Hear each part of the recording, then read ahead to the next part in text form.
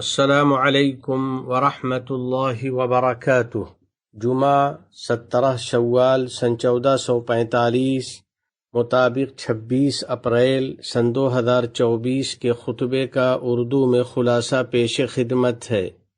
خطبے کا موضوع نفس کی پاکیزگی اور طبعی شرافت کی فضیلت و اہمیت۔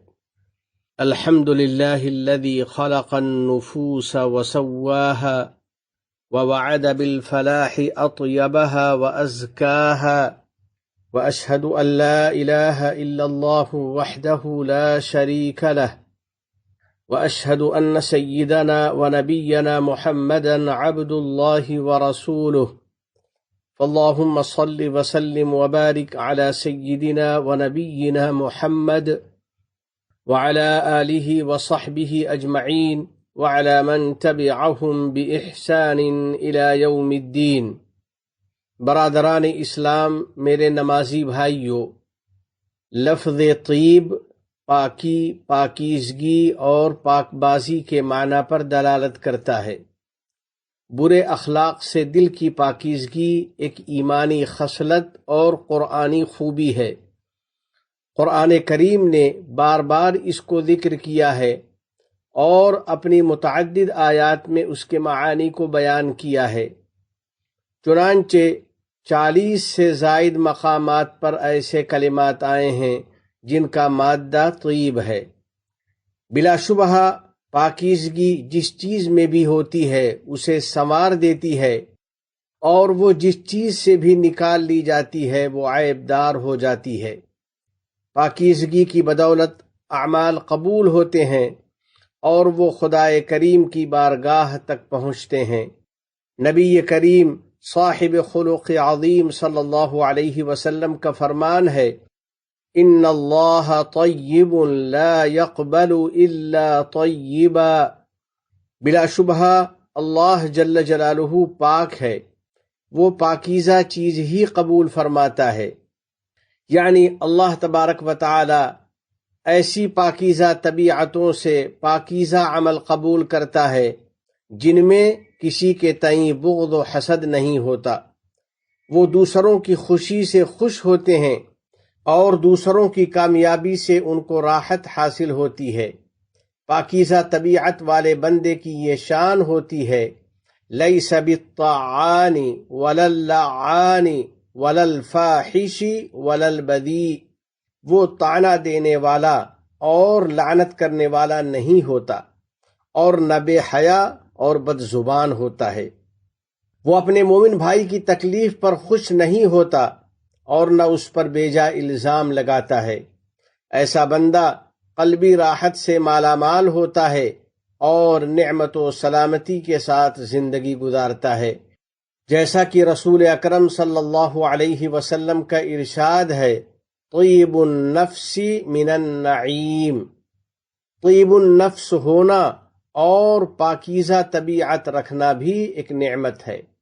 اللہ کے نیک بندو، میرے عزیز دوستو، پاکیزہ طبیعت والوں کے لیے بہت زیادہ اجر و ثواب ہے۔ ان کی طبیعت کی پاکیزگی ایمانی قوت کی دلیل اور اسلامی شجاعت کی علامت ہوتی ہے۔ وہ آسودگی اور مالداری میں نیکی اور بھلائی کرتے ہیں، اور مصیبت اور دشواری میں ان کی طبعی خوبیاں کھل کر سامنے آتی ہیں۔ وہ ہمت و حوصلہ والے ہوتے ہیں اور شرافت و مروت سے کام لیتے ہیں۔ پس ان کی یہ کیفیت ہوتی ہے، کمثل النحلہ اکلت طیبا ووضعت طیبا۔ ان کی مثال شہد کی مکھی کی طرح ہوتی ہے جس نے پھول و پھل سے پاکیزہ غذا حاصل کیا، پھر اس سے پاک و صاف شہد بنا دیا۔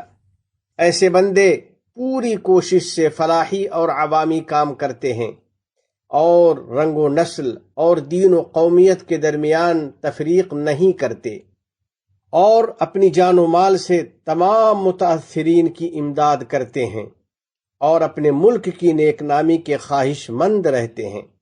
وہ اپنے عمل سے اپنے ملک کی خوبیاں ظاہر کرتے ہیں اور ملکی مفادات اور اثاثوں کی حفاظت کرتے ہیں۔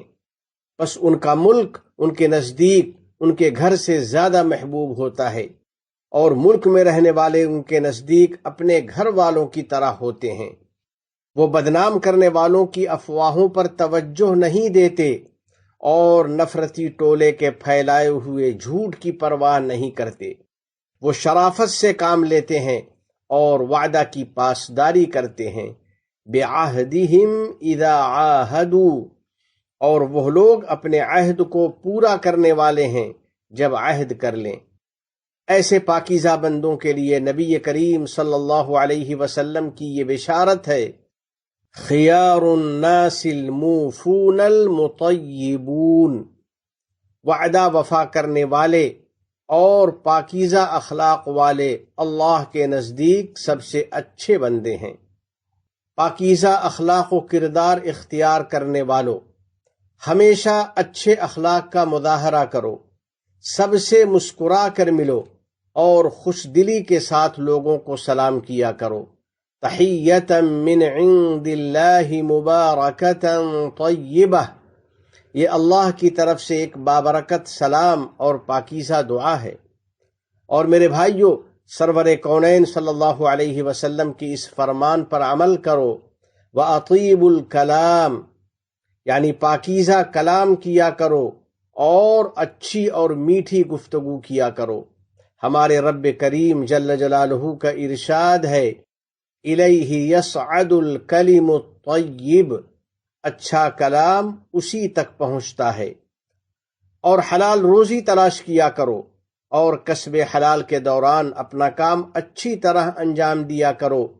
خدائے عز و جل نے فرمایا ہے، یا ایہا الناس کلوا مما فی الارض حلالا طیبا، اے لوگو زمین میں جو حلال پاکیزہ چیزیں ہیں وہ کھاؤ پیو۔ ایک دوسری آیت میں ارشاد ہے، انفقوا من طیبات ما کسبتم، اپنی کمائی میں سے عمدہ اور پاکیزہ چیزیں خرچ کیا کرو، اور ضرورت مندوں پر احسان مت جتلاؤ اور انہیں تکلیف نہ پہنچاؤ، بلکہ خوش دلی کے ساتھ ان پر خرچ کیا کرو۔ شادی بیاہ میں بھی پاک بازی اختیار کرو اور پاکیزگی اور شرافت پر اپنی فیملی کی بنیاد رکھو۔ رب کریم عز و جل کا ارشاد ہے، والطیبات للطیبین والطیبون للطیبات، اور پاک باز عورتیں پاک باز مردوں کے لیے ہیں اور پاک باز مرد پاک باز عورتوں کے لیے ہیں۔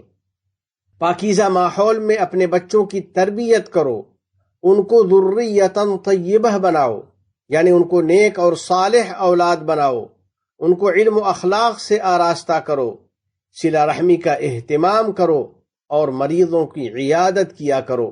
نبی رحمت صلی اللہ علیہ وسلم نے بشارت دی ہے، اذا عاد الرجل اخاہ او زاراہ قال اللہ لہ طبت وطاب ممشاک وتبوأت منزلا فی الجنہ، جب آدمی اپنے مریض بھائی کی عیادت کرتا ہے یا اس سے ملاقات کرتا ہے تو اللہ تعالیٰ اس سے فرماتا ہے کہ تو نے بہت اچھا کام کیا اور تیرا چلنا خوب رہا اور تو نے جنت میں ٹھکانہ بنا لیا۔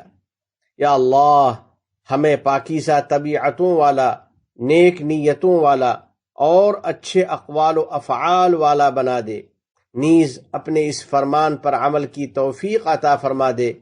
یا ایہا الذین آمنوا اطیعوا اللہ واطیعوا الرسول واولی الامر منکم، پاکیزہ طبیعت والے مومنوں، رب ارحم الراحمین نے ہم پر بے انتہا فضل و کرم فرمایا ہے۔ اس نے ہمیں متحدہ عرب امارات جیسے پاکیزہ، پرامن اور سخی ملک میں رہنے کا موقع دیا۔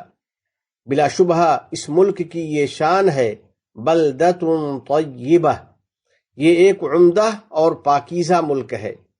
پاکیزہ جگہ اور اچھی سرزمین کے بارے میں باری تعالیٰ کا ارشاد ہے، والبلد الطیب یخرج نباتہ بإذن ربہ، اور جو زمین پاکیزہ اور ستھری ہوتی ہے اس کی پیداوار اپنے رب کے حکم سے خوب نکلتی ہے۔ الحمدللہ، ایک ہوشمند قیادت کے زیر سایہ امارات کا یہی حال ہے۔ اماراتی حکومت خود بھی پاکیزگی کا اہتمام کرتی ہے اور پاکیزہ طبیعت والوں کو قدر کی نگاہ سے دیکھتی ہے، یعنی ایسے لوگ جو باہم رحمت و تعاون کا معاملہ کرتے ہیں اور جانبازی کے ساتھ عطا و کرم اور سخاوت کرتے ہیں۔ یہاں کی حکومت ایسے افراد کو بے انتہا عزت و تکریم سے نوازتی ہے اور ان کو بہت زیادہ قدر و منزلت بخشتی ہے۔ بس ہمارے لیے مناسب ہے کہ ہم اس عظیم نعمت پر خدائے عز و جل کی حمد و ثنا کریں، ان پاکیزہ اخلاق کو اپنانے کی کوشش کریں اور اپنی مثبت سوچ، اپنی پاکیزہ بات اور اپنے پاکیزہ کردار کے ذریعے اس سلسلے میں قدوہ اور نمونہ بنیں، کیونکہ اس کی بدولت بندے کو اچھی شہرت، اچھے نتائج اور پاکیزہ زندگی نصیب ہوتی ہے۔ اور ایسا کیوں نہ ہو جبکہ خدائے عز و جل کا فرمان ہے، من عمل صالحا من ذکر او انثى وهو مؤمن فلنحيينه حياة طیبہ، جو شخص کوئی نیک کام کرے گا، خواہ وہ مرد ہو یا عورت، بشرطے کی صاحب ایمان ہو، تو ہم اس کو پاکیزہ زندگی عطا کریں گے۔ جو بندہ نیک اعمال کا اہتمام کرتا ہے اور اپنی زندگی کے ایام کو پاکیزہ بناتا ہے، ایسے لوگوں کے لیے بہت زیادہ اجر ہے۔ ایسے پاکیزہ بندوں سے باری تعالیٰ نے یہ وعدہ فرمایا ہے، جنات تجری من تحتها الانہار خالدین فیہا ومساکن طیبة فی جنات عدن ورضوان من اللہ اکبر ذالک هو الفوز العظیم۔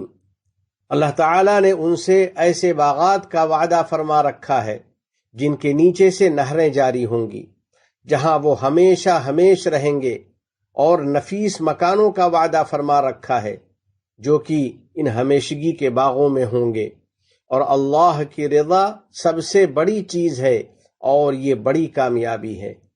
آخر میں بارگاہ رب العزت میں دعا ہے کہ الہ العالمین ہمیں دنیا میں نیکیاں کرنے اور اپنے نفس کو پاکیزہ بنانے کی توفیق دے دے، ہمیں اپنے قلب کی صفائی کی اور دوسروں کو نفع پہنچانے کی توفیق دے دے، اور ان بندوں میں شامل فرما دے جو روح قبض ہوتے وقت گناہوں سے بالکل پاک و صاف ہوتے ہیں۔ یا اللہ، نعمتوں کے باغات میں ہمیں پاکیزہ ٹھکانہ عطا فرما دے، تمام گناہوں اور ہر قسم کی خرافات سے ہم کو بچا لے، ہمارے والدین، عزیز و اقارب اور پوری امت مسلمہ کو امن و رحمت عطا فرما، اور ہمارے تمام مرحومین کی مغفرت فرما، ہم پر باران رحمت نازل فرما۔ اس ملک کے صدر ذی وقار شیخ محمد بن زائد، ان کے نائبین اور ان کے ولی عہد کو توفیق و عنایت اور صحت و عافیت عطا فرما۔ یا اللہ، شیخ زائد، شیخ مکتوم، شیخ خلیفہ بن زائد اور دیگر مرحومین شیوخ پر رحمت نازل فرما۔ متحدہ عرب امارات اور عالم اسلام سمیت پوری دنیا کو امن و امان کا گہوارہ بنا۔ وفقنی اللہ وإیاکم لصالح الاعمال، وصلی اللہ علی سیدنا ونبینا وحبیبنا محمد وعلى آلہ وصحبہ اجمعین وعلى من تبعهم بإحسان إلى يوم الدين، والسلام علیکم ورحمۃ اللہ وبرکاتہ۔